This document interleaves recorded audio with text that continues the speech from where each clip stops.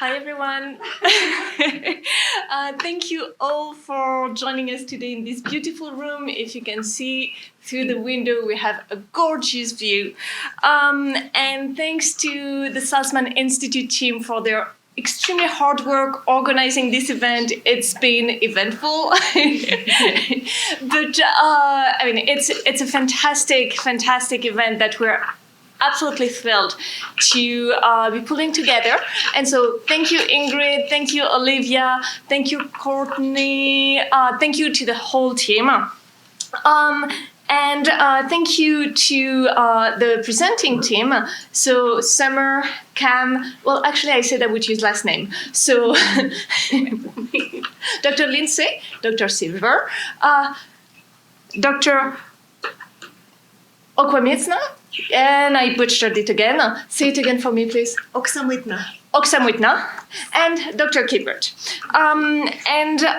Dr. Oksamytna and Dr. Gippert are here in New York for a couple of days, and they managed to fit us into their very busy schedule, and it's an absolute privilege. Thank you as well to all of the institutes and departments at Barnard and at Columbia that have accepted to co-sponsor this event. So it's my absolute pleasure and my honor to be here. Dr. Gippert and Dr. Oksamytna, sorry again, I'm terrible. And I promise I'll get better as the event progresses. So they came to New York for a few days actually to present their findings at the United Nations headquarters. It's the findings of multi-year, multi-countries, multi-continent research projects that they conducted in partnership with Dr. Sarah von Billerbeck, who's on the screen with us today, and Dr. Tense, who was supposed to be with us and then had to drop out. But it's really the finding of a four researchers team research project. And for years, the team has researched various countries and continents to better understand the impact that United Nations peace operations have on authoritarianism and democracy, democratization, regime change, and authoritarianism. They have finalized a book manuscript. Is that correct? That is in the process. So there is a book manuscript that is in progress that hopefully will be coming out very soon. And they gave a sneak peek of their most essential findings to United Nations officials yesterday. And today they were kind enough to join us before going back to the UK. So we're going to get today a sneak peek at what they found.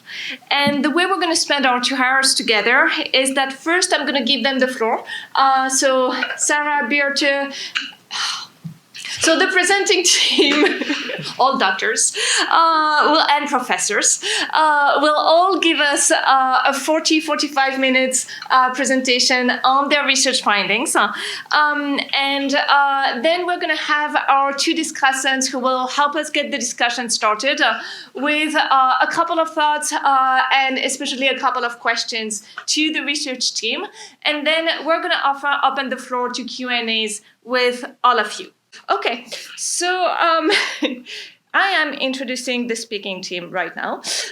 So Dr. Sarah von Billerbeck, who's with us right now and who will start again her presentation in a minute, hoping that the connection will be better, is a professor of international relations at the University of Reading. She's a former United Nations peacekeeper, and her research focuses on peacekeeping, peace building, international organizations, and legitimacy. And the reason why I wanted to introduce her specifically is because she has a fantastic book on local ownership and United Nations peace operations that was published by Oxford University Press in 2016, and that I highly recommend to all of you. I also recommend the book of Dr. Birte Gippert, who's sitting just next to me and who wrote a fantastic book on local legitimacy and peace building with a focus on police reform, book that was published by Rutgers in 2017. And Birte is a senior lecturer in international relations at the University of Liverpool, and she researches global governance and international peace building. And our third speaker today is Dr. Oksamytna, And she's a lecturer in international politics at the University of London. Her research focuses on international organizations, United Nations peacekeeping, international norms, and she also has a book forthcoming with Oxford University Press, in addition to the manuscript that is in the progress based on these research findings. And lastly, she also serves as review editor for International Peacekeeping. So now, Sarah, if you want to take the floor and start again, because you froze like 2 seconds into your presentation. So it would be lovely if you could start again so that we could get the full benefits of your presentation. I had given some extensive thanks, and I will send those separately by email so we can jump right into substance here. The starting point for this project was the observation that most UN peacekeeping missions deploy to locations that have legacies of authoritarian rule and are mandated to promote a range of sort of democracy-related goals. However, incumbent elites in host countries tend to resist these efforts and continue to engage in authoritarian practices. And in fact, in many instances, they actually consolidate and intensify their authoritarian behavior. So we ask how missions respond to this and what effects they have on authoritarian behavior by host governments. Just to provide a little bit of context, I'm going to say a few words about the UN's democracy agenda. In the late 1980s, towards the end of the Cold War, member states became much more willing to allow the UN to play an active role in democracy assistance. And in 1988, the General Assembly made the first of what became an annual series of commitments to increased electoral assistance. The peacekeeping missions in Namibia in 1989 and in Central America around the same time subsequently put elections right at the heart of their activities. And the appointment of Boutros Ghali in 1992 as Secretary General and his Agenda for Democratization, which was published in 1996, really solidified this commitment to democracy and emphasized this idea that peace and democracy were mutually reinforcing. So how did this actually translate into peacekeeping? Well, that idea that peace and democracy go hand in hand has remained really quite strongly embedded in most operations. And between 1999 and 2013, 85% of mission mandates included some form of support for elections or democratization. Now, the appetite for just how much missions should actually do has vacillated over time, but overall, the UN has taken a very strong role in promoting and supporting democratic institutions, their design, their functioning, as a sort of key part of the transition from war to peace in host countries. Now, in spite of these efforts, there's actually quite little consensus in the literature about the effect that peacekeeping missions have on post-conflict governance and specifically on democratization. So some scholars have found that peacekeeping helps democracy, while others have found that it really has no or little effect. And we attribute this to two issues in the literature. The first is that there is limited attention to the exact causal mechanisms that link peace operations to regime outcomes, and in particular to non-democratic outcomes. And the second is that the literature on authoritarianism is often omitted. There has, in fact, been a sort of vibrant literature that has emerged in the last few years about authoritarianism, and in particular, the international dimensions of authoritarian rule. But this scholarship tends to be excluded from analyses of peacekeeping, and authoritarianism is often treated as a sort of residual category and simply as the opposite of democracy. However, it's not simply a lack of or absence of democracy. It's a category in its own right with a distinct set of practices and behaviors. So in this project, we attempt to bridge that gap in the literature and shed light on why so many post-conflict countries with peacekeeping operations seem to move towards or consolidate authoritarian forms of governance. And to do this, we conceive of peacekeepers as enablers of authoritarianism and these effects as an unintended consequence of peacekeeping. So what do we mean by enabling? We conceive of enabling as a form of inadvertent external influence, one that facilitates or lowers the costs of engaging in authoritarian behavior. And it therefore entails actions by a peace operation that can help maintain a domestic status quo that is authoritarian in nature. Now, importantly, we are not arguing that the UN has an ideological commitment to authoritarianism or that it's actively promoting authoritarianism.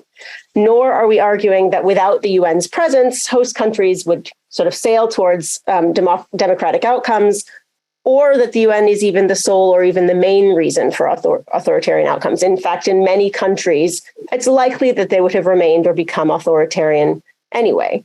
But we do hold that the effects of the UN's influence can contribute to those outcomes. And to fully understand regime trajectories after conflict, we also need to consider the role of UN missions.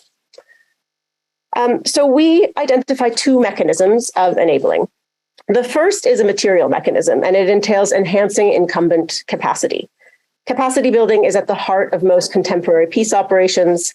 A key part of this is the restoration and extension of state authority, including the provision of technical, economic, and security support to government institutions. Now, in theory, of course, capacity building can be good for democracy. It can help institutions of the state to abide by rules and ensure predictability and stability and fairness. But such capacity can also come to constitute a key pillar of authoritarian stability. So strong state institutions can better engage in coercion to protect against coups and other challenges to their power. Strong ruling parties can build up systems of co-optation and patronage that entrench existing power relations and elite bargains. And strong administrative capacity can both legitimize authoritarian rule and increase the government's ability to engage in various authoritarian activities. The second mechanism that we identify is an informational one, and it entails signaling a permissive environment for authoritarianism. So incumbent elites need to estimate the likely effects of their actions to determine whether certain activities are likely to trigger negative consequences for them. UN peacekeepers can offer clues about the UN's likely response. So in particular, a mission's response to authoritarian moves by a regime early on can send signals about likely future responses. And in the early days of an operation, the UN is often very cautious about exerting too much pressure and imperiling a fragile peace. However, lax enforcement of democratic norms and standards reduces the negative consequences of engaging in authoritarian behavior. And this can send a signal that similar behavior in the future will not be punished. So it therefore enables future authoritarian practices and in fact can lead to bolder and bolder authoritarian moves over time. So through the project and through our empirical work, we've identified a number of sources of enabling in peacekeeping missions, which we will explore in more detail in the empirical sections of this presentation. So the first of these is competing mission priorities. Peace builders face a number of different types of obligations, and they often have to prioritize, sequence, or suspend them. And in these instances, the UN often does delay or suspend the enforcement of democratic norms.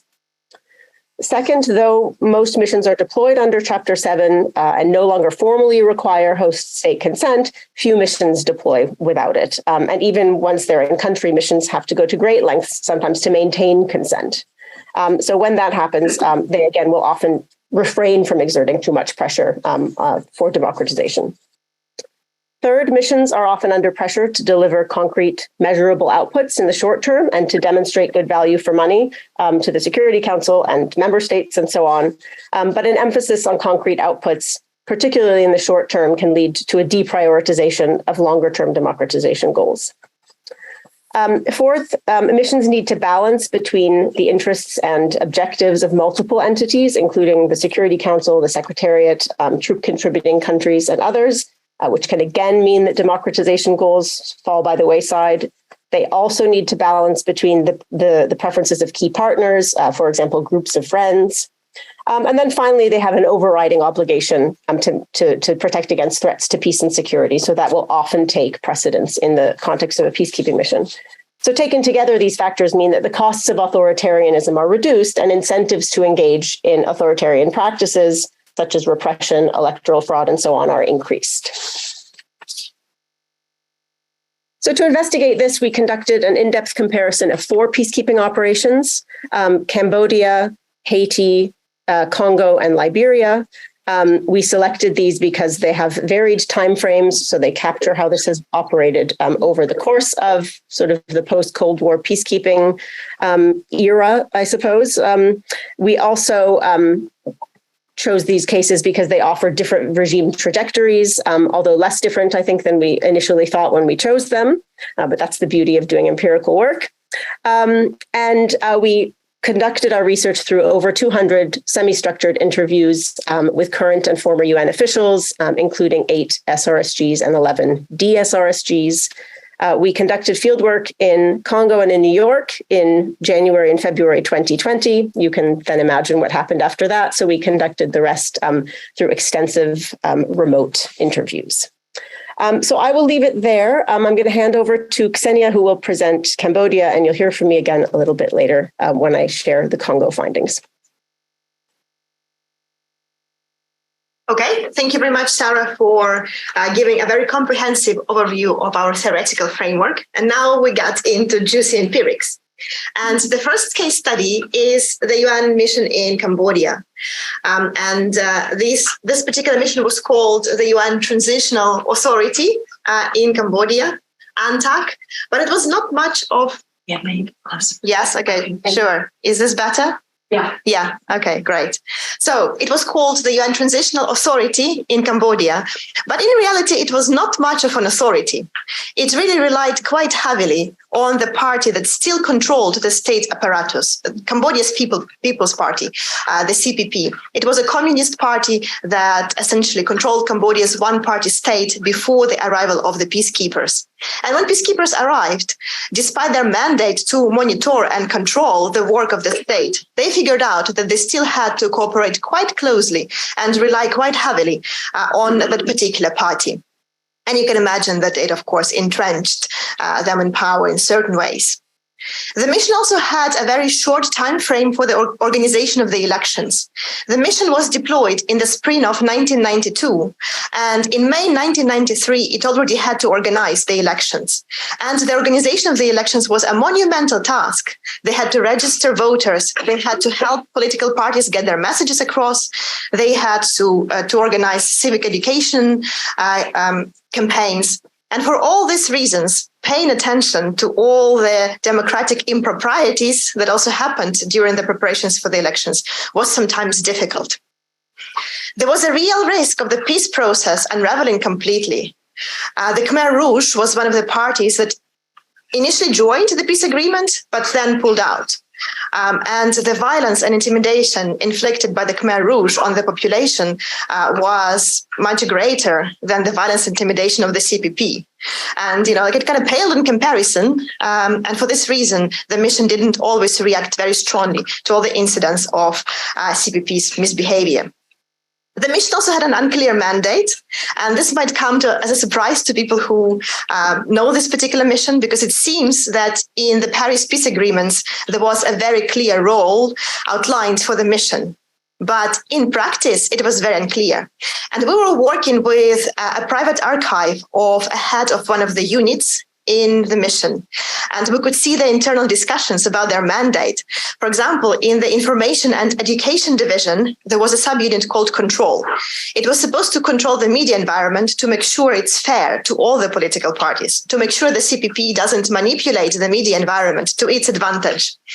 But in reality, it wasn't clear what control is, how to exercise control, how far the mission can go in trying to control the CPP. So there were all these discussions which stemmed from an unclear mandate.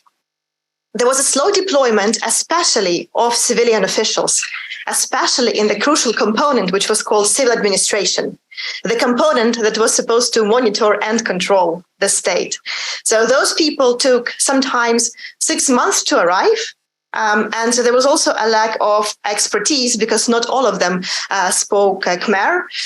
So they were essentially, airlifted in different positions in a very difficult environment, which was still very unstable and violence prone, which was a very new environment for many people. And it was essentially the second UN multidimensional mission, as we understand them today. So there was no experience of running multidimensional missions.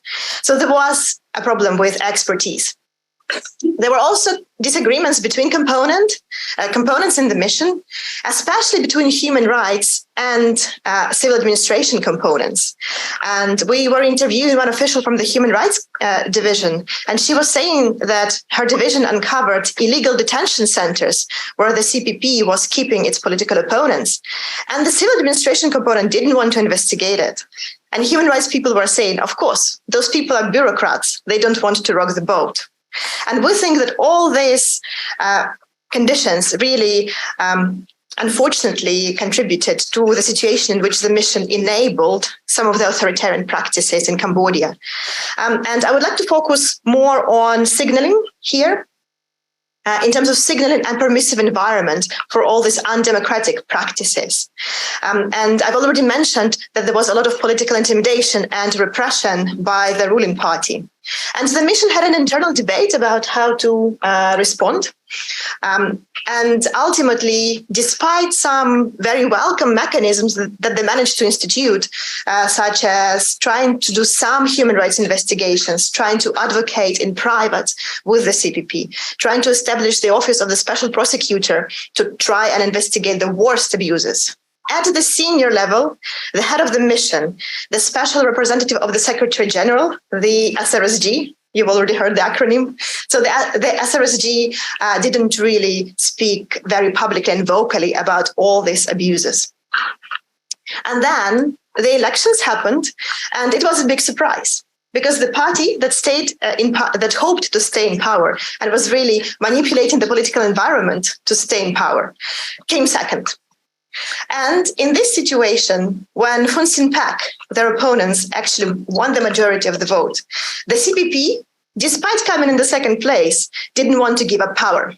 So they came up with this very elaborate agreement that Cambodia would have two co-prime ministers. So instead of the prime minister's post going to Hun Sen Pak, the winner of the elections, they tried to sneak their way back into power. ANTAC essentially went along with this arrangement because the CPP managed to put a lot of pressure on the international representatives, and they were threatening a secession of one of the areas of Cambodia. And then, for the sake of peace and stability, ANTAC decided to leave this arrangement in place. And then the mission withdrew. They were saying, okay, we had elections, it's all good. There is some sort of political arrangement. But several years later, in 1997, the leader of the CPP, Hun Sen, essentially ousted the Hun Sen Pak co-prime minister. And, he essentially kept all the power in his own hands. He is still the leader of Cambodia. He is one of the longest serving dictators in the world. And we think that the mission had something to do with what happened. Now we move to the DRC, one of our contemporary case studies. So sorry about that. I didn't quite move the slides along at the right moments there. Apologies for that. Okay, I'm going to tell you a little bit about the Congo case study. In Congo, we ascribe enabling by the UN mission to four key factors, and these echo what I was talking about before about the sources of enabling. So the first was trade-offs between competing objectives.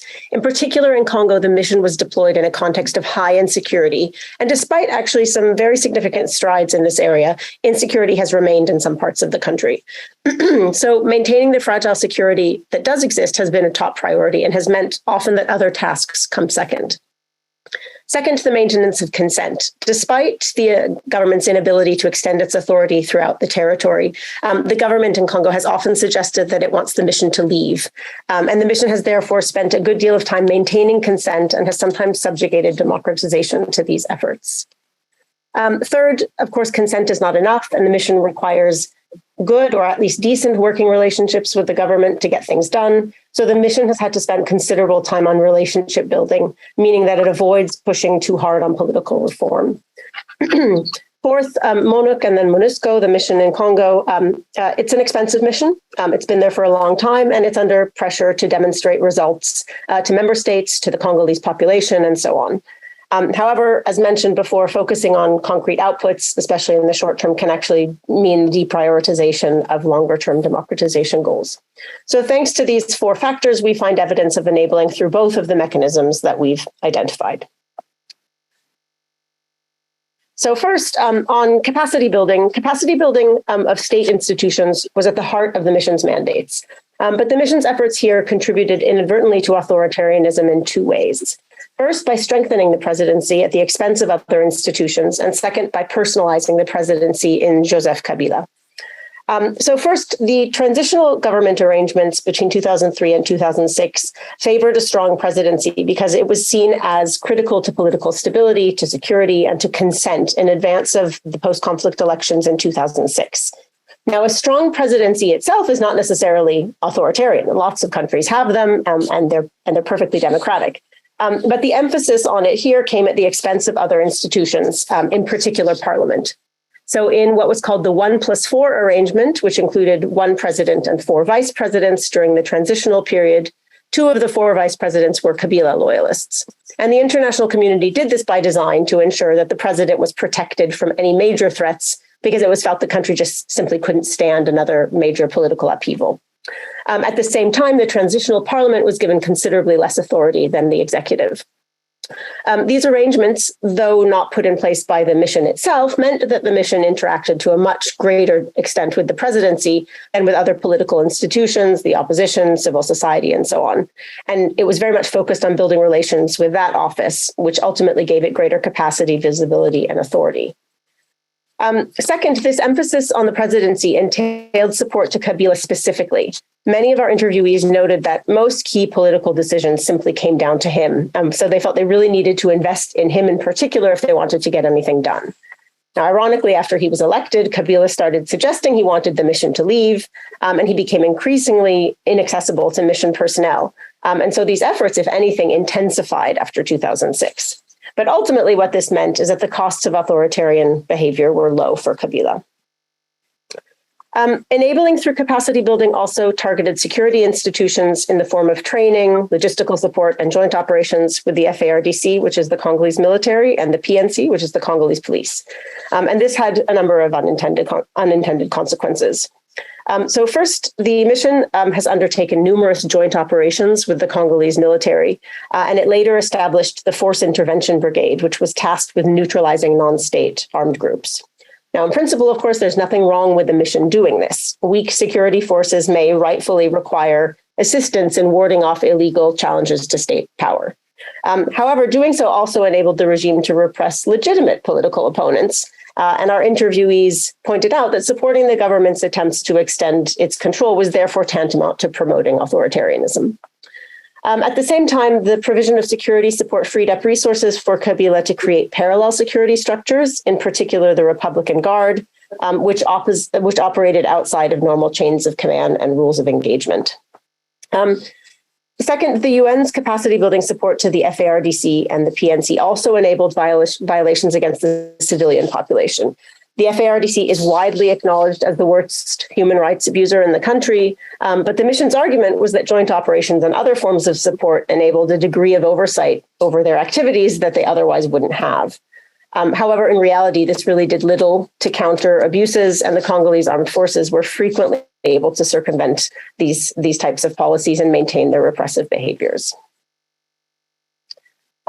Enabling through signaling.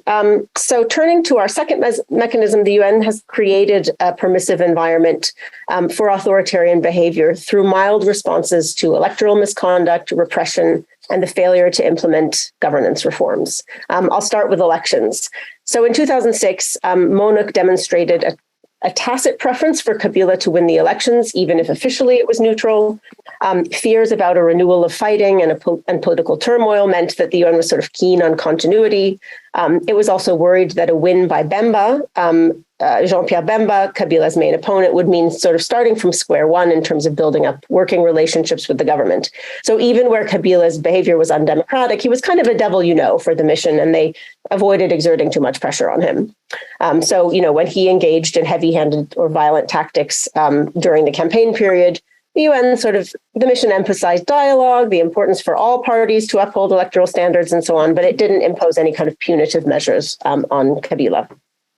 In 2011, this pattern continued, though for slightly different reasons. As mentioned, Kabila had been calling for the mission to withdraw, and it was therefore focused on relationship management and maintaining consent, while also still grappling with significant insecurity in the east of the country. So again, when Kabila attempted to consolidate his power, for example, eliminating a second round requirement in presidential elections or engaging in intimidation during campaigning, the mission sort of remained relatively quiet. And when the election was declared fraudulent, the mission opted to sort of not rock the boat and quietly accepted the result. And finally, in 2018, this pattern remained. These elections were actually due to take place in 2016, but Kabila repeatedly attempted to delay them and to run a third time, which he wasn't supposed to.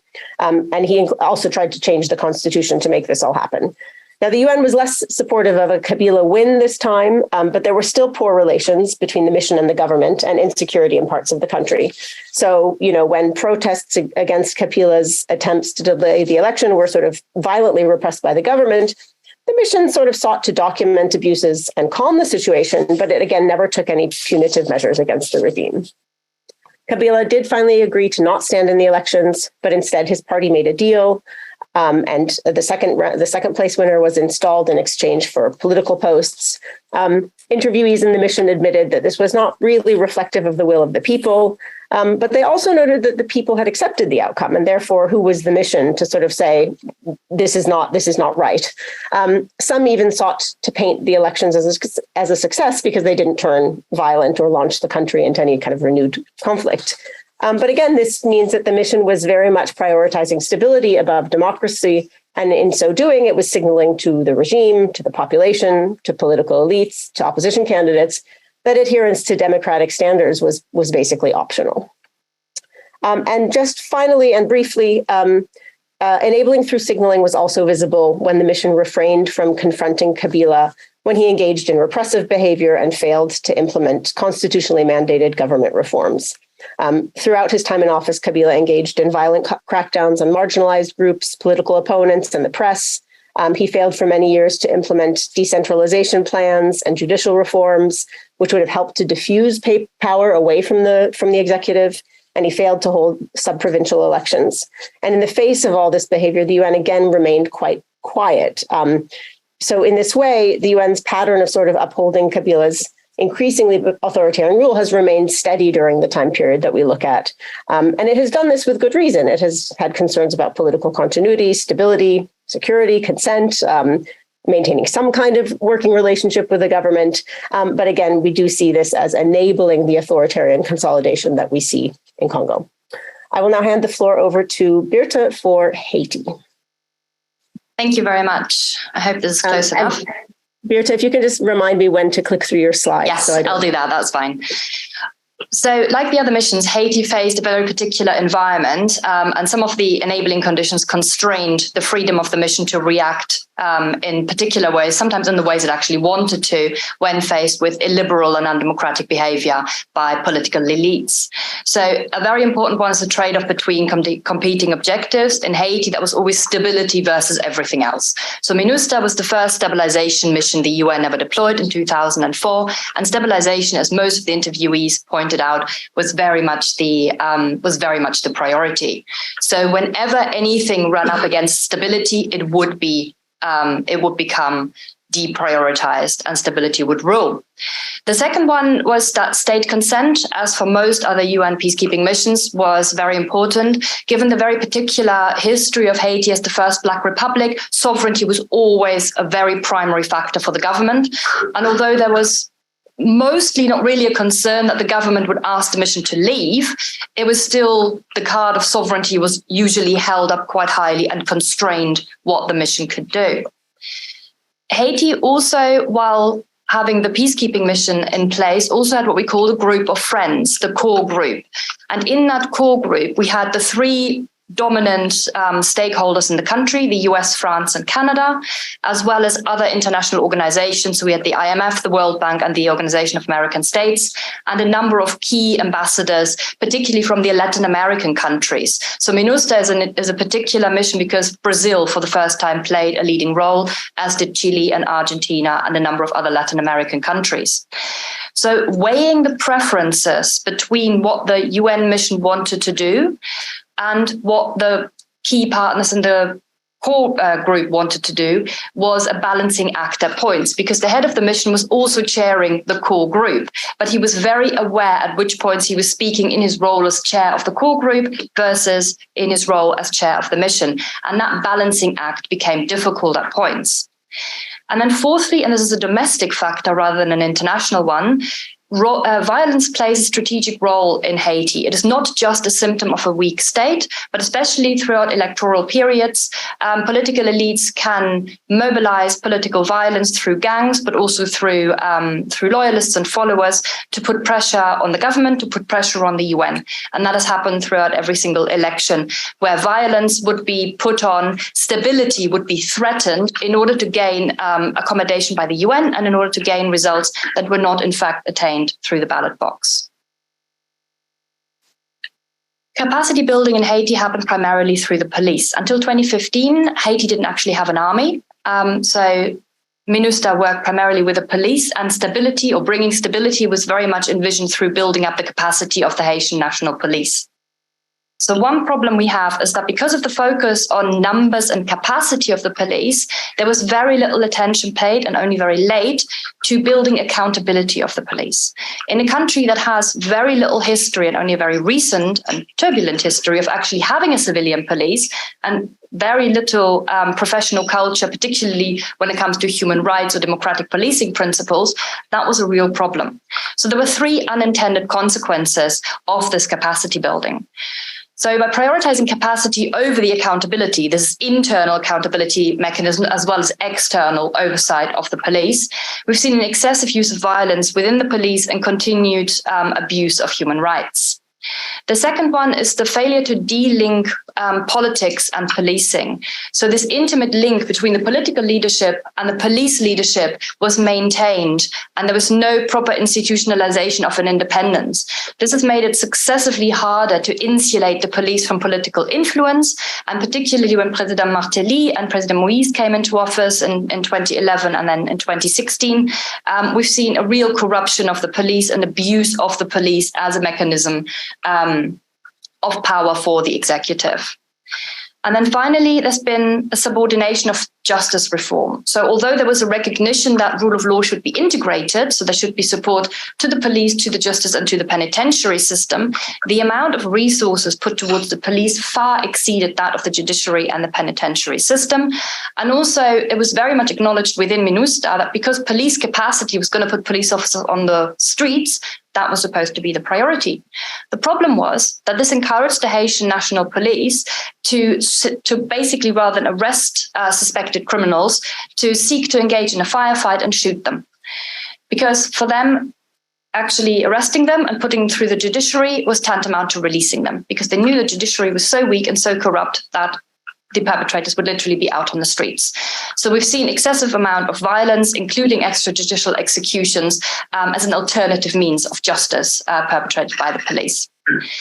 We've got some very interesting interviews or quotes from the interviews. So one was saying, my fear was that they were compromising quality to reach quantity. So this idea that they were trying to build up numbers rather than look at how good the police were actually at doing their job. And the second one, and this is a very key point, is showing that actually just building up numbers of the police is not only not a stabilization mechanism, but can actually destabilize the country further. And this is what we've seen. President Martelly has repeatedly referred to the police as the armed wing of the government, and that is what they've been abused for. The second mechanism, signaling a permissive environment, was visible in in 2 out of the 3 major elections. Oh, Sarah, could we do slides? Oh, beautiful, sorry. Sorry, I just kept forgetting. So in 2006, we had a very clear winner of the first round, which was René Préval, but he fell short of the required threshold of 50% plus 1 vote. The UN was hugely concerned, and you can see the quote from SRSG Mulet at the time, that going through a second round would achieve very little else than just creating more instability and violence. So there were people out on the streets demonstrating. These were Préval supporters who were worried that their champion's electoral victory was going to be stolen through electoral malpractice. So they went out on the streets and demonstrated. Largely peacefully, it has to be said, but in a very disruptive manner. So the UN got very concerned, and through and with the core group found a political compromise to change the mathematical formula for how the votes were calculated to bring Préval over the 50% threshold and cut the second round. This is a beautiful example of this dilemma that we're looking at, right? So there's a very good chance that by cutting the second round, violence was was stopped. The difference between the first and the second place was so grand, there was no chance Preval wouldn't win the second round. However, it did circumvent the electoral law and it circumvented the Haitian constitution. So effectively what we've seen is a prioritization of outcome over the democratic result, which over the democratic process, which in a country where you're trying to install the idea of due diligence through process is very difficult.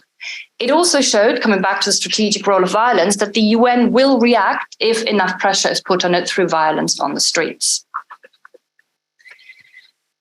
Very briefly, the second elections in 2010 was problematic in terms of we actually saw a change in the order of the candidates. So the first place candidate remained, but the second place and the third place were swapped after third place candidate Martelly's followers perpetrated such extensive violence on the streets that the UN and the core group called in the OAS to find a way to change the electoral results. They called it electoral verification, but if you're looking into the methodology, it was pure interference with the electoral results. So what we saw was a swapping around of the second and the third place. Martelly came into the second round, which he subsequently won and became president. So it not only signaled that electoral malpractice and violence will be rewarded, but also that the UN and its partners, primarily the US here, very clearly intervened with the electoral process. What we're seeing and what this quote shows, there was a very clear difference between the UN's rationale, which was very much stability and a concern of violence, and the US's rationale, which was much more concerned with having Martelly and bringing in Haiti's open for business attitude. But as the last sentence of that quote shows, it was very disturbing for the UN from a normative point of view. Thank you.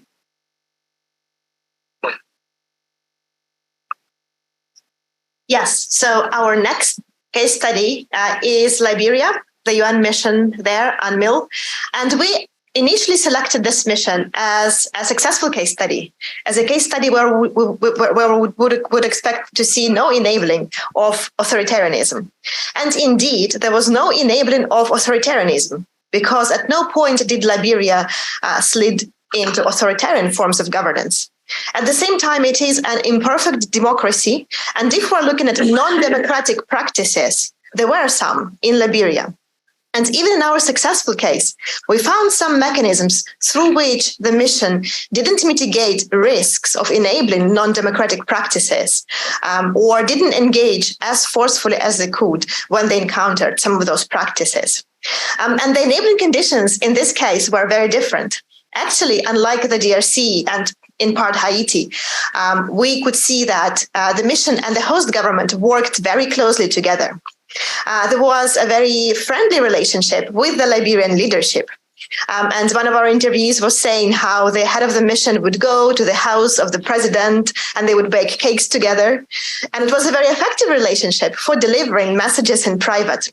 But if we're looking at public signaling of disapproval of non-democratic practices, it was much more difficult to do because of such a friendly and close relationship.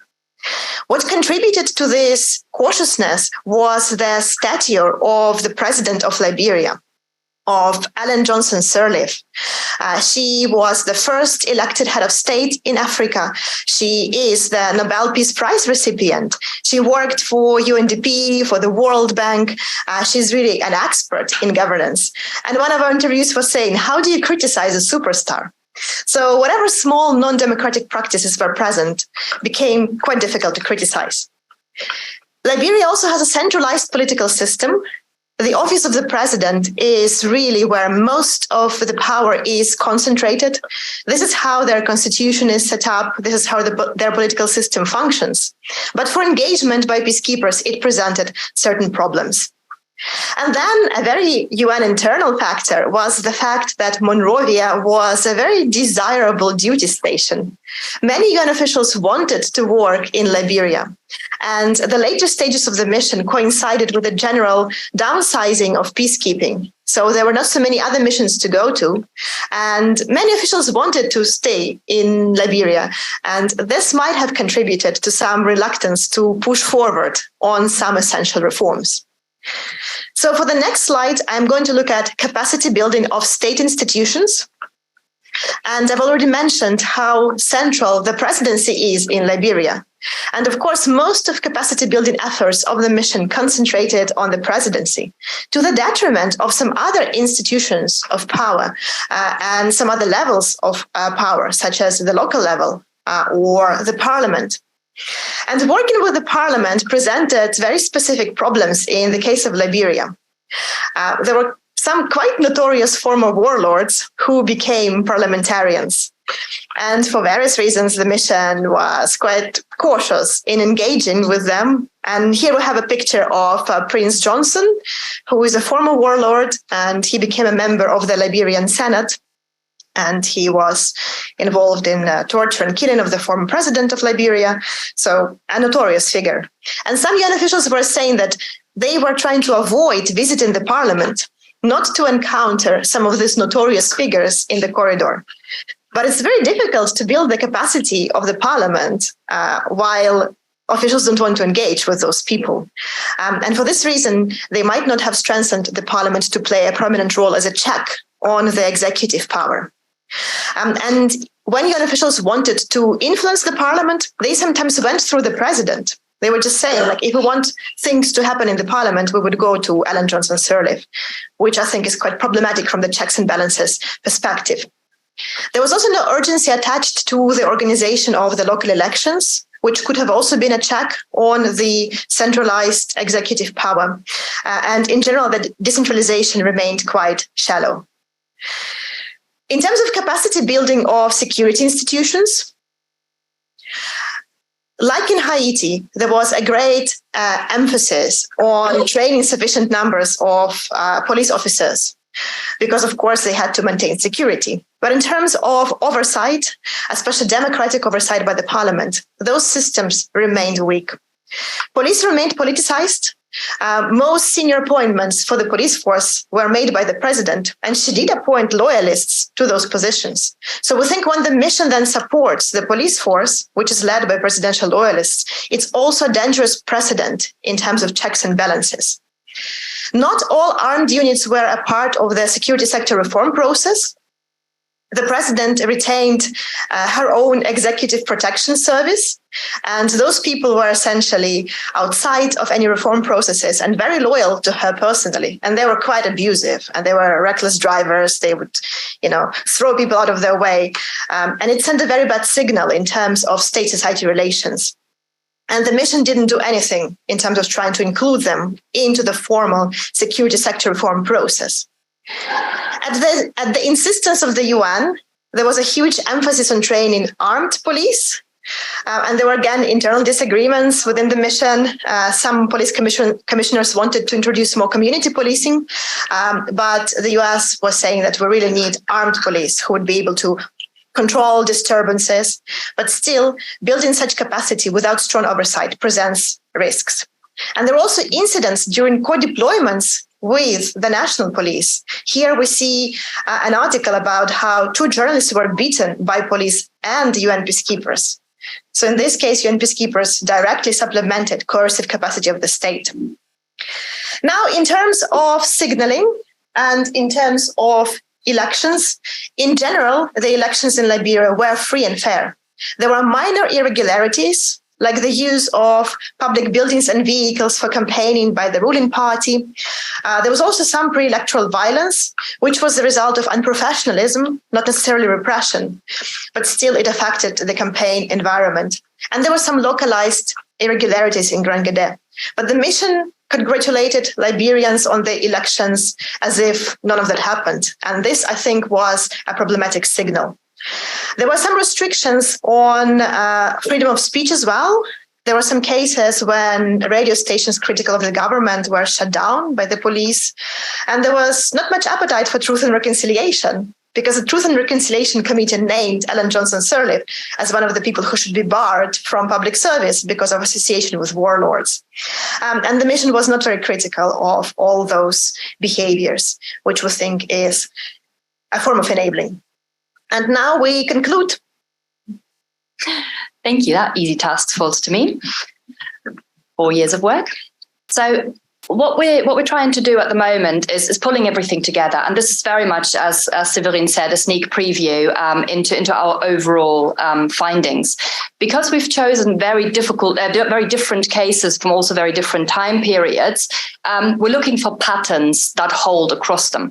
And I think, as my colleagues have alluded to, we chose Liberia as our success study, as our success case, to see if the patterns would hold even in a very different case. And we're actually quite surprised to the degree to which they did. And of course, in the last couple of years, whether you can call Liberia an unmitigated success has also changed since we've chosen it as a case study. So in terms of capacity building, we're finding three overall trends. So there's a general trend to prioritize the executive. Now, of course, this is stronger in presidential systems than it may be in parliamentary ones. And also, as we know from the literature, there's generally a greater danger of presidential systems to fall into authoritarian modes of government. But by prioritizing the executive, we're finding several things. First of all, you're centralizing power. Now, especially in a country such as Haiti, that has a very carefully crafted constitution to avoid future dictatorships, because they had enough of them in the past, where checks and balances from the local level upwards are instigated very carefully and in a very strict way, the UN was very clearly working through the presidency, was prioritizing the presidential elections over parliamentary one, was fairly lax in responding to the fact that we actually didn't see local elections for a very long period of time. So this centralization of power may, in some countries such as Liberia, only be a theoretical risk. But in other countries such as Haiti, it posed a very real danger of authoritarian behavior.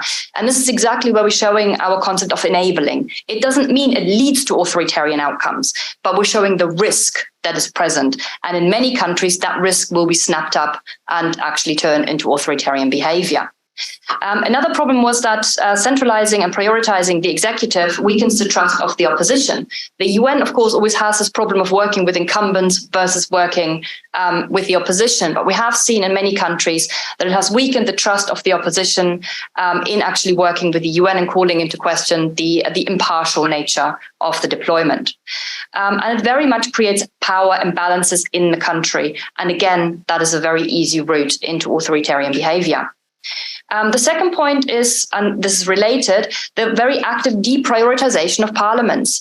It is difficult to work with parliaments. It may be, in some cases, such as Liberia, be unsavory to work with some of the individuals in parliament. Haiti wasn't any better in that sense, but it is very important. And if there isn't a proper strengthening of the parliament and the signaling to the population that these elections are important, then it is very hard for that body to play the checks and balances function that it is supposed to play and keep the executive in check. And the final one, and we've seen this primarily in Haiti and in Liberia, as we said before, was the danger of not building accountability mechanisms as you're building up security institutions, and the danger of corruption and instability that can breed. With regards to signaling, we've seen throughout all the case study a willingness by the UN to lower electoral standards. In most countries, the idea that the elections were free and fair was simply washed aside. A new standard was brought in, a different terminology was used. But effectively, we've seen a very lax response to often electoral violence, electoral malpractice, and very illiberal behavior by political elites. And this has generally led to a weakening of trust by the population, particularly if the UN refrained from publicly calling out this behavior, but only did it behind closed doors. Well, that might reach the elites, but it isn't showing that the signaling is happening towards the population. So we've had a decrease in trust. In Haiti in particular, there's been a real disillusionment after the push for democracy that was very much from the bottom up in the late 1980s and early 1990s. We've seen a real disillusionment because the practice of democracy simply hasn't been there, the actual process. It also weakens the legitimacy of the result of the election. And here we have our link to weak governance and to instability.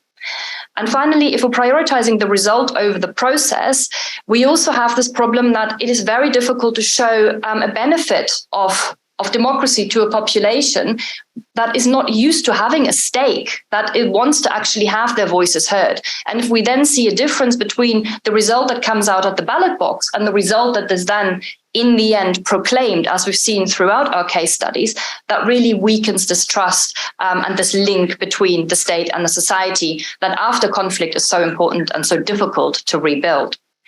So these are some of our initial findings, and we'd be very interested to hear your thoughts and your comments on this.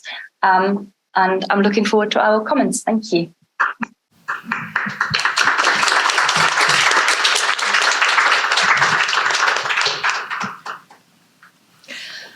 Well, thank you. Thank you so much. Thanks, Sarah. Thanks, Kseniya. Thanks, Birte. I think I speak on all of our behalfs when I said that first, it was a fascinating presentation. And second, it's very important work. It's very important from a scholarly point of view. It's also very important for any policymaker, practitioner, peace builder, peacekeeper who is with us in the room today or who is with us online.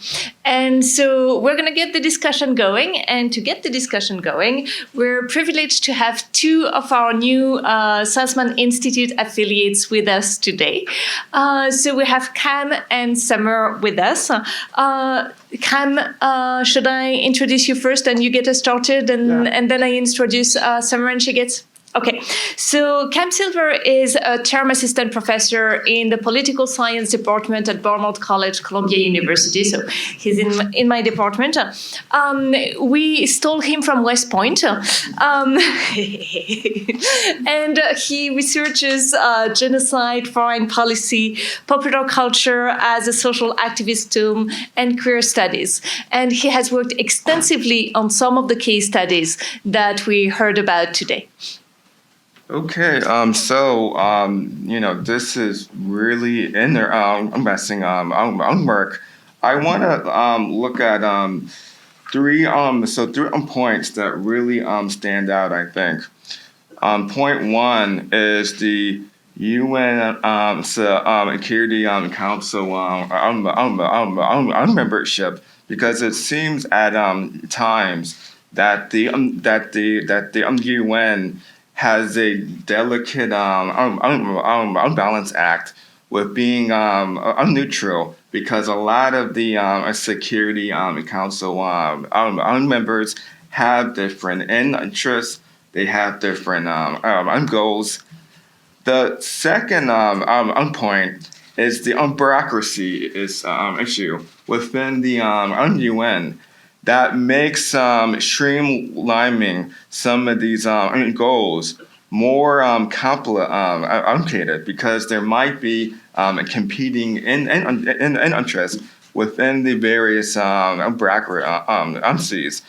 What really stood out to me when we think about the UN norms, I was really struck at the sometimes lack of training by the actual UN peace keepers, because that might, undermine just the legitimacy. So there was a recent study that a lot of UN peace keepers, they were trading sexual favors, rampant issues of rape, sexual assault. So there is an issue of accountability within the UN. So I'm kind of interested, just from a role, is if the people, so if we're talking about Haiti or the DRC, if they're seeing the UN peace keepers as an extension of the government,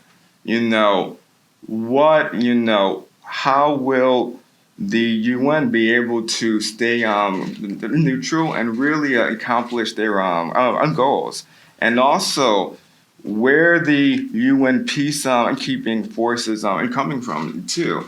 I think that is really interesting, because if we're talking about training police, officers, it would be really interesting to understand if there is a streamlined approach. And those are just a few of my comments for now. But, I really, when we think about enabling the authoritarianism, sometimes it might just be the whole bureaucracy and the structure of a complex organization that makes, following through with their goals even more complicated. When we have different member states, when they try to dominate various goals and other outcomes. Thank you so much, Cam. And now, Summer, let me introduce you very briefly. So Summer is an assistant professor at Rutgers University. She's also a Columbia grad, and she's back with us for the year as a visiting scholar at the Saltzman Institute. She researches gender, armed conflict, international relations, and she's currently working on a book that's based on her fascinating, excellent dissertation on women's security and civil wars in Congo. Thank you. So thank you for sharing this fascinating work, which serves as a powerful reminder of really this deep-seated tension within UN peace operations between these maximal goals of socio-political transformation and everyday realities of engagement. So about 10 years ago, Jack Snyder and Michael Barnett wrote a book chapter that characterized peace building as a political form of international engagement that refuses to accept constraints on what is achievable. They also describe an alternative for the international community that accepts limitations and chooses to back a decent winner. And today, what you've shown is that peace building can look a lot like backing a decent winner, which is often in cases where there are authoritarian regimes. Now, the question is whether the presence of the UN, with or without the presence of the UN, would levels of authoritarianism differ? I don't think we can know what that hypothetical world looks like, right? But for me, the study of supporting authoritarianism raises important questions about the appropriate time for peacekeeping missions to end. So I'm thinking about the case of DRC, where my research is, where the UN has been present for over 20 years. It oversaw a peace agreement in 2003 with successful, quote unquote, elections in 2006. And then your work kind of traces how the UN has supported authoritarianism to the present day. So does authoritarian enabling suggest the need for an earlier exit to avoid continually supporting these authoritarian states? And I ask because the problem of enabling authoritarianism that you highlight seems deeply structural and, dare I say, almost unavoidable. Given peace operations operate contingent on the consent of the host government and that can revoke that consent, it's not surprising that UN criticism of elections, et cetera, repression will be muted. And if a mission mandate is to enhance the capacity of the state, then UN criticisms of the government can undermine and weaken it, depending on how we define state strength. So the question is whether this is really so structural that it requires a quicker peacekeeper exit, and then what are the risks of this non-presence?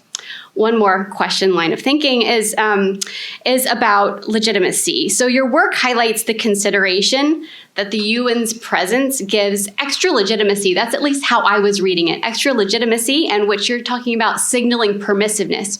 I'm curious why you think it's one mechanism or not the other. Why is it signaling permissiveness rather than legitimacy, right? So that's one question I have. But if it's about the UN's presence giving extra legitimacy to the regime through tacit support based on its presence, I think it's important to also ask legitimacy in whose eyes and which one is key to enabling authoritarianism. Is it the legitimacy for the regime among the international community? Is it legitimacy for the regime among the domestic constituents?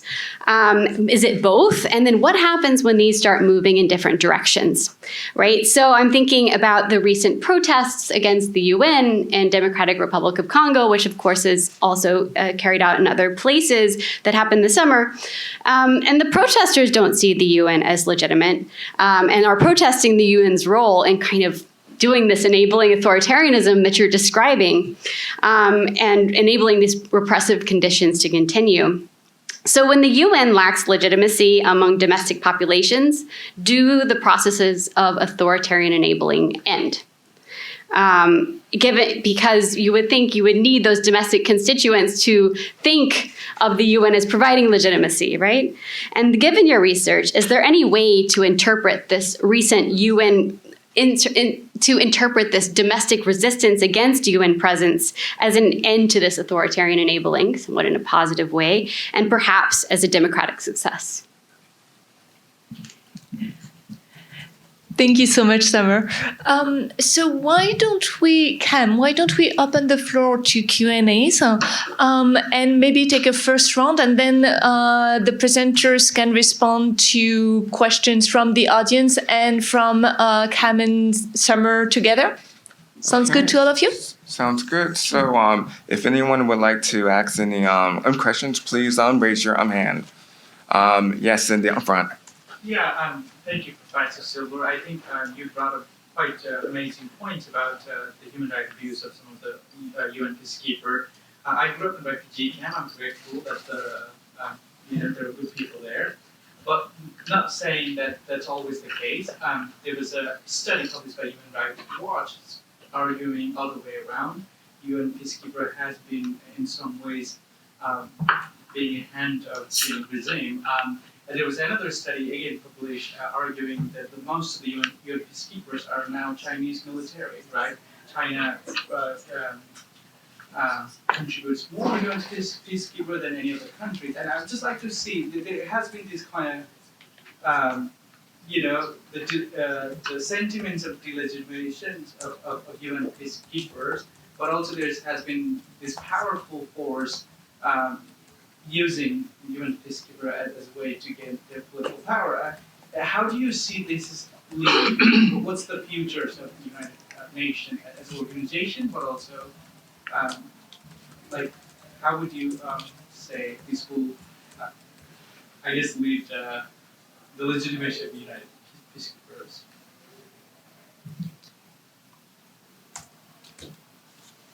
Yes, and the So thank you so much for today. I would say your research affirms what I know from personal experience as someone from Myanmar. The UN system has systemic and structural failures that have rendered it impotent in the face of human rights violations. Yet in the same breath, while I was protesting the coup in 2021, myself and many others prayed that the UN peacekeeping operation would come into my country. Nothing any peacekeeping troop could have done could have measured to what the military was doing to us. I've often asked experts the question of what should be done internally to reform the UN to address this failure, and have been often told that it's a matter of politics and geopolitics. I am disturbed that my country and many of the countries that you research are often left to the lens and complacency of UN politics. So my question in that regard is what needs to be done? And how would you shift the politics that so color peacekeeping operations? Hey, I saw someone up in the front, and then I'll get to the person I'm back. Yeah, hi. Thanks very much for the presentation and of course the underlying research. I have 3 points. First, I thought the insights are very valuable, but also timely. We have a president in the Central African Republic where we have an existing peacekeeping mission other than Myanmar, who was working on reforming the constitution so he can stay in power. We have the situation also in Mali where there's a putschist government. There's discussion about intervention in Haiti. So the question I think is valid, but as you described the factors that inhibits more effective action by peacekeeping, I'm wondering what to do about it. I mean, the need to get consent, the need to work with a host state seem to be, and other things that you cited, seem to be real factors that you have to consider if you want to be effective. So did your case studies provide some indications of how the missions could have done better, something specific of how they could have maybe achieved a better compromise? Then secondly, these dynamics of trade-offs that you described, I wonder if they don't go further than just, and this is of course related to the first question, than just democratization or authoritarianism. And finally, I thought that the rational factors were quite clear and very convincing, but I also thought that somehow this cultural element of the UN was missing, that, we have a real risk averseness in the institution. Sometimes even mid-level staff behave a little bit like diplomats and avoid any criticism. So maybe you could also talk a little bit about that. Thank you. Yes. Kseniya. I'm originally from Africa, Ethiopia, and I remember a few years back when we had a peacekeeping force, when we had a war between Eritrea and Ethiopia. And when Ethiopian forces went to Burundi to do some peacekeeping. My question is a question of methodology. It seems that the ladies are from the UK. Did you have any collaboration with Asian or African institutions, universities, think tanks? Because it's usually hard to get information from the local community unless you have any connections there. So did you have that kind of help from the local community when you were doing the research? That's the question. Yes. Thank you, and thank you so much for the talk today. It's really interesting. I just finished up 3 years as an expert to the U.S. mission to the UN, doing sanctions committees. And sanctions also have their own problems, especially UN sanctions. I am curious because this morning the UN voted to establish a sanctions committee on Haiti. And the U.S. specifically was a little insider information is the U.S. specifically did not want a peacekeeping mission as part of this because we have learned through hard experience of the limitations of peacekeeping missions to do anything good without taking one step back. But we did mention the creation of a voluntary regional protective force to permit the delivery of humanitarian assistance. So I guess, with all of your accumulated knowledge, what kind of advice would you, give to a country that might be contributing troops or something, to such a force so that you can avoid these sort of pitfalls in the future? Thank you. Okay. Now we'll give the floor back to our research team so they can respond to all of the questions. Do you want to start? Oh God. Thank you very much. I'm going to pick and choose, otherwise we'll still be here tomorrow. Thank you very much for these fascinating questions. Some of them going very far and very broad and are as fascinating as they are relevant. So do bear with me if I pick and choose. We're looking at signaling a permissive environment almost as a cost-benefit mechanism, right? Because the idea is that the signaling mechanism provides information to a potential autocrat of how costly a non-democratic act would be. So it isn't a legitimation argument. It is very much based on a cost-benefit analysis and whether or not acting in an autocratic manner would impose costs or not. So it's an informational mechanism. From my own research on legitimacy, but this is outside of our project, I would say the delegitimation element comes after the enabling. So the fact that enabling has taken place and has potentially contributed to authoritarian outcomes, that is where delegitimation can kick in. And this can absolutely be towards the local government, towards the domestic government, and also, of course, towards the UN. So it's a very important question, but it's almost it's almost a step further from where we end at the moment. But yes, absolutely very important. Thank you. How can we get around the dilemmas? Are they inherent? I think was one of your questions. What could be done better? So what we have seen, and here we obviously haven't had the time to go into as much of the empirics. So what we have seen is that the UN is not powerless. The UN peacekeeping operations have leverage. They have power in the countries. So these are choices that SRSGs and senior members of staff and also often regular members of staff face of how robustly to respond when illiberal or undemocratic acts happen or are perpetrated by local elites. And we have seen instances where UN operations have responded very robustly and said, no, this is a red line, you're not going any further. So, for instance, what we could have seen in Haiti in 2010, when it became very clear that the process of the election was symbolic at best, and this is before the direct intervention, the UN could have threatened or actually pulled out all the logistical support that they have for the election. The elections wouldn't have happened without the UN there. So there's a real possibility to say, well, if this continues, if we don't have an environment in which free and fair elections or a semblance of them are possible, we're not going to support these elections. The same with the Haitian National Police, the accountability mechanism. There was local resistance against it for good reason. Why would you want accountability mechanisms if they constrain your ability to undermine the police? But the Haitian National Police was entirely dependent, budget-wise, capacity-wise, and equipment-wise, on the core group members and the UN. So again, that leverage could have been used either through threat of withdrawal of support or actual withdrawal of support. So there are leverage mechanisms. This is entirely contextual and has to be looked at very carefully on a case-by-case basis. There's no one-size-fits-all solution at all. But I think what is important to realize is that the UN has leverage and has power mechanisms at its disposal that can be used to counter some of these illiberal moves or some of these resistances by local elites that are there to undermine democratic checks and balances. Limits to peacekeeping in Haiti and the way forward. Such a good question. It's such a valid question because in many ways, looking at Haiti or having looked at it over the last couple of years, you almost have the counterfactual built into the case, right? We've seen what happened when MINUSTA withdrew. With all the criticism that we had, the mission clearly played a deterrent role. And we've seen the rocketing of violence since the mission has withdrawn, which of course culminated in the assassination of President Moise in 2021. So in that sense, it's a very valid reminder of a degree of stability that the UN clearly did bring, because we didn't see any of that while the mission was there.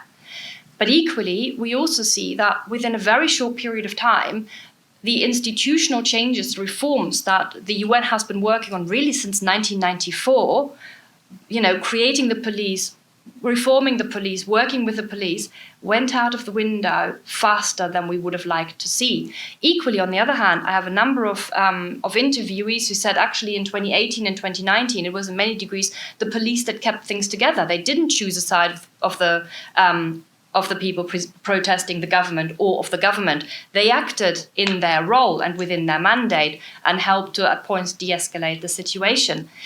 So it really raises questions of sustainability of reforms, doesn't it? Particularly in a country such as Haiti, the current political mission BNU that is still there is the 8th UN mission we've seen since 1993. So there's been a huge presence of the UN.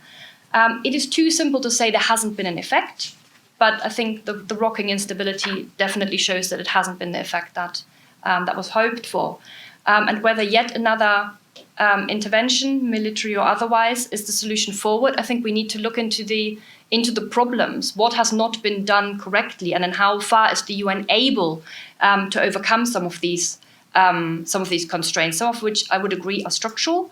Others have to do with political will. And we see what the UN can do when there's a United Security Council or when there is political will in some of those key member states. So it is a question of both structural constraints as well as political will. And how that will play out, I do not have a crystal ball, unfortunately. So I'm not going to try and venture into that territory, but thank you. I would also like to thank everyone for feedback, comments, and questions. I would like to pick up on one point for each of our discussants' comments. Cam, thanks very much for raising these important questions. And we were thinking within our team about this very important issue of sexual exploitation and abuse, and in general, conduct and discipline within peacekeeping missions. We were thinking if there is a demonstration effect, if there is a powerful international actor in a country that is democratizing very slowly, and that actor behaves in very unaccountable ways, does it send a signal to the national government that those problematic behaviors are acceptable? We were not quite sure how strong that demonstration effect is and how to measure it. So we have not included it so far in our presentation, but we definitely had internal debates. So it's a very important question and a very good one. And Summer, thank you very much for bringing up this question of protests against peacekeepers in the DRC. It's an interesting case, but I think most of the demands from the people are for more protection, especially more protection from non-state armed groups. So I wonder whether this is really people protesting the mission aligning with an authoritarian government, or whether it's people protesting the lack of mandate implementation, the lack of security and protection that the mission promised. I'm not quite sure what's the driving force. I think it's a very complex protest. And now, in terms of your questions, thank you so much. The question about geopolitics is very important. Unfortunately, if there is no consensus between permanent members of the Security Council, there are no peacekeeping missions. And this is a question to people who work on security sector reform.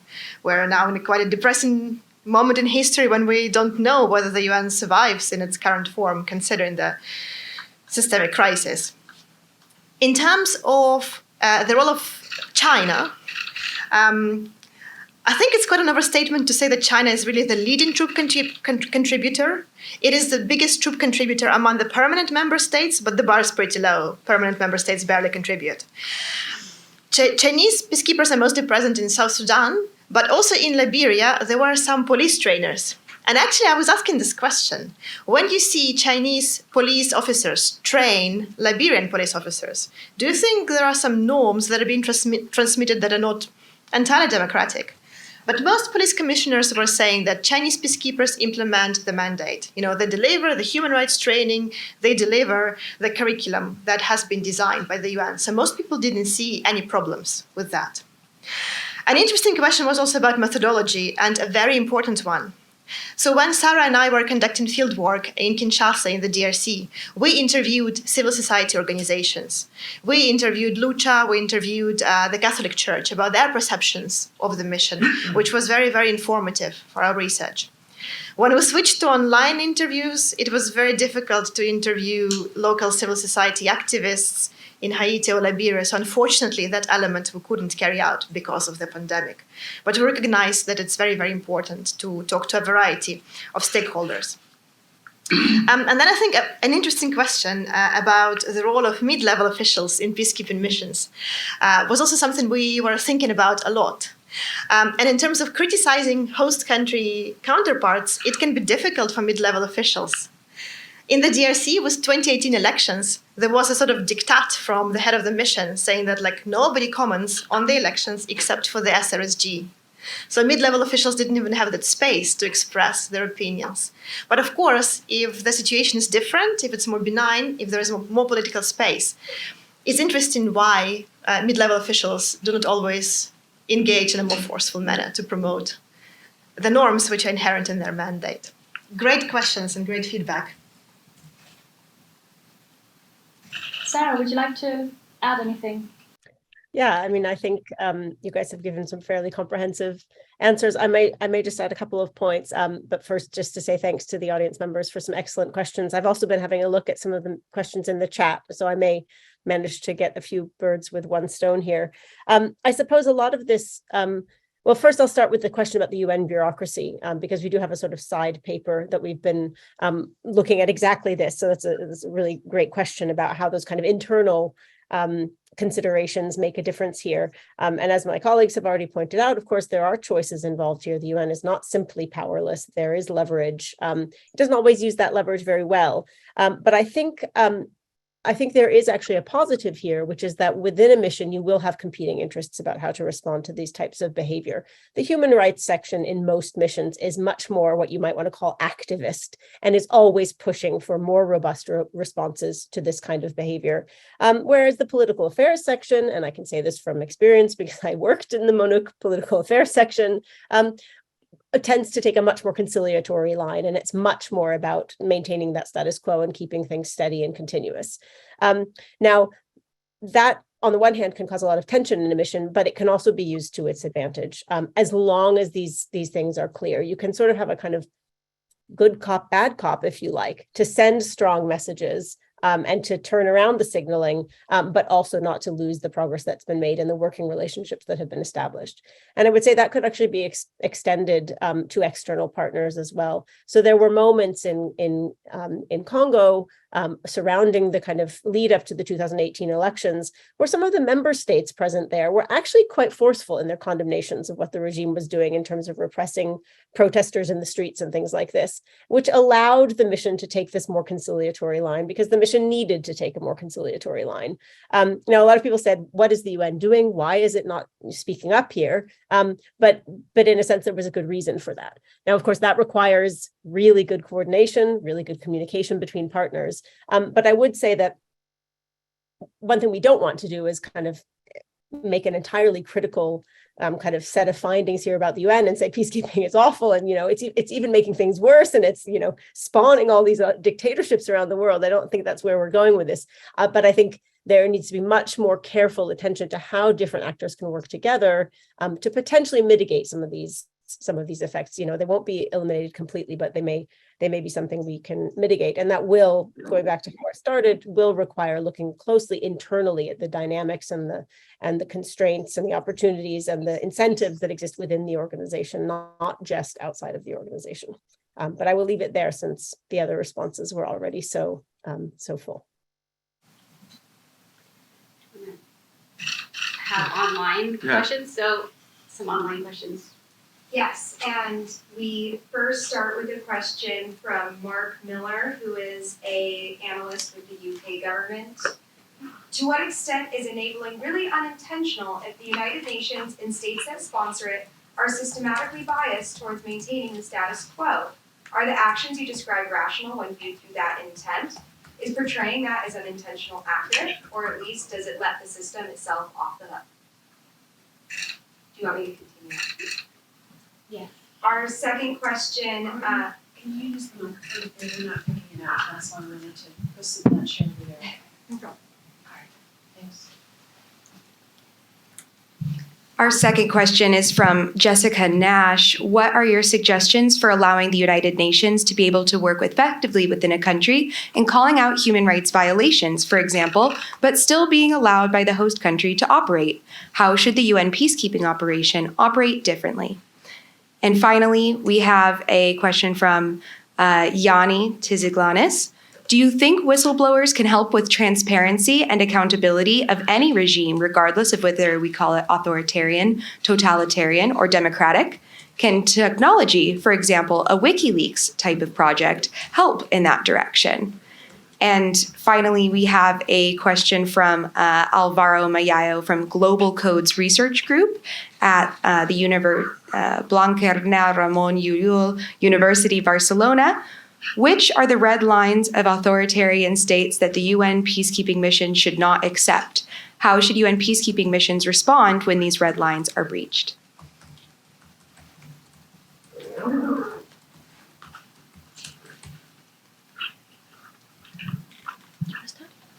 Sure. These are also great questions and difficult questions. And I think that the question about red lines has come up several times in our discussions with UN officials, whether it is a good idea to draw red lines and how the UN can ensure that those red lines aren't crossed. And we think that this is really very much context specific, because what counts as a problem in Liberia and what counts as a problem in the DRC from the perspective of democracy and authoritarianism is very, very different.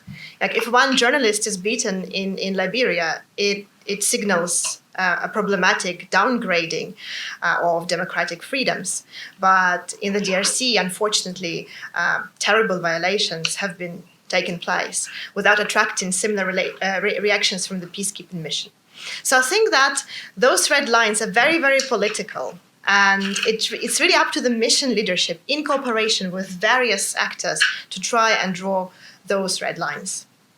And for this reason, we think that it's an interesting question, but we cannot really, as researchers, offer very specific prescriptions. In terms of whether enabling is unintentional, this is also a very good question, and we call it inadvertent. And we say that it's unintentional in the sense that the UN doesn't set off to support authoritarian regimes. I think many UN officials really try to do their best, and we would like to stress it that many courageous individuals risk their careers, sometimes risk their personal security in trying to call out human rights violations, in trying to criticize the host government. Sometimes it's possible, sometimes it's not. So we don't say that UN officials just accept the status quo. And we know that some UN officials are joining us online and would like to stress the important work they're doing. And we're not looking at all the work they do for supporting democracy. We're trying to focus on this authoritarian enabling. So whether it's really something that is inevitable is a big question. But we think that by highlighting those mechanisms, we could help the UN to avoid some of those pitfalls and engage more effectively. Thank you. Let me pick up on the is enabling really unintentional question. So it's a really good one. So we're looking at enabling as being an unintended consequence, but what our research has shown that it is not necessarily unforeseeable. That at points the SRSGs and other UN officials are aware that by making a certain decision, they are not making another decision. So that there is a trade-off, and that has very real consequences. Sometimes these unintended consequences, as I said, are foreseeable. At other points, they're foreseeable to potential outsiders, but maybe not to the person who's currently making that choice. There was a very interesting reaction to this previously, where the question was, well, if this is a conscious decision, should the UN just own it? Thank you. So this is something that, from a methods point of view, we're looking at enabling as being inadvertent, but that doesn't mean that at points it isn't clear or foreseeable that there will be a consequence. And this is something that we're looking into further, particularly with practitioners where possible, to see in how far some of these dilemmas are foreseeable and visible, and by that possibly avoidable, or if just because there is a dilemma, there isn't anything you can do because the dilemma is structural. But I don't think there's a particular answer to that question, because it really depends what the dilemma is. So whether you're, for instance, running up against the state consent issue, that's very hard to navigate at points, or whether it is a different constraint where maybe politics balancing or influenced by individual member states can help navigate some of these. Thank you. Sarah? Yeah, I'll just jump in briefly. You've said much of what I wanted to say, but I just wanted to pick up on the question about, calling out human rights violations and promoting human rights.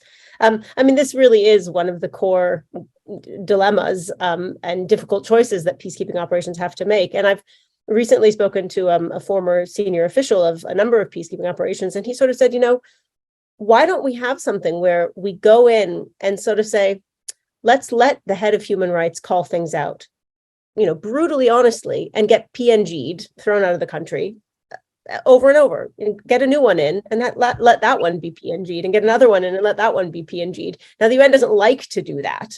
It's not how it likes to operate. And it's certainly not how UN staff members like to operate, sort of going in knowing that they're going to get thrown out. But one of them said, we could think more creatively about how we address these things, and again, have an understanding within the mission that certain roles are there to play that forceful role, while others are there to play a different, more political kind of negotiating role. And linking this to the question about, whether there are red lines, and of course that is context specific, but I think the UN doesn't necessarily engage enough in sort of creative imagination about what would it look like to just pull out. What would that mean for us? Would there be a way for us to do that without kind of admitting defeat or kind of giving up on our mandate as the UN to maintain international peace and security? And does the UN think carefully enough about not deploying at all in some places? Do member states seriously consider the option of not going to certain countries? So I think there is more wider thinking that could be done here about different options. I think peacekeeping does tend to get stuck in a kind of path dependency of this is what we have to do, and this is what it needs to look like, and this is how a mission should be structured. And I think some of these dilemmas that we've pointed out could potentially be mitigated by thinking more openly about this. But back to the question of bureaucracies, it's not so easy to change how bureaucracies think and operate. Thank you so much, everyone. And it's perfect timing. So thank you, Cam, and thank you to the presenting team. I've been told that we need to wrap up by 1:45. So I have 1 minute to thank our fantastic presenters today. So thank you to Kseniya, to Sarah, to Birte for being here with us. I think it's a truly fascinating project. It's very important. I'm glad that we got to get a sneak peek on the findings. I understand, I'm sure that a lot of you have a lot more questions and would love to get a lot more details. I also understand that a couple of years from now, we're going to have a book where we're going to find all of the details and all of the ideas and all of the nuances and the caveats and everything that we need about these arguments. So we're all very much looking forward to the book. Summer and Cam, thank you so much for being with us. Thank you for starting the discussion. Thank you, Cam, for keeping the discussion going. Thank you, Summer, for liaising with our online team. You've done a fantastic job, all of you today. It was really a privilege. And Ingrid, Courtney, and Olivia, thank you so much for your really hard work organizing this event. And finally, all of you online and in person in the room, thank you for spending 2 hours of this gorgeous day with us in this room. I understand that Kseniya can stay with us a little bit afterwards. So if you have any questions that you absolutely want to put to the research team, she's there for a few more minutes. And Summer, Cam, and I are around this year. So we'll always be happy to see you on campus. Thank you so much, everyone.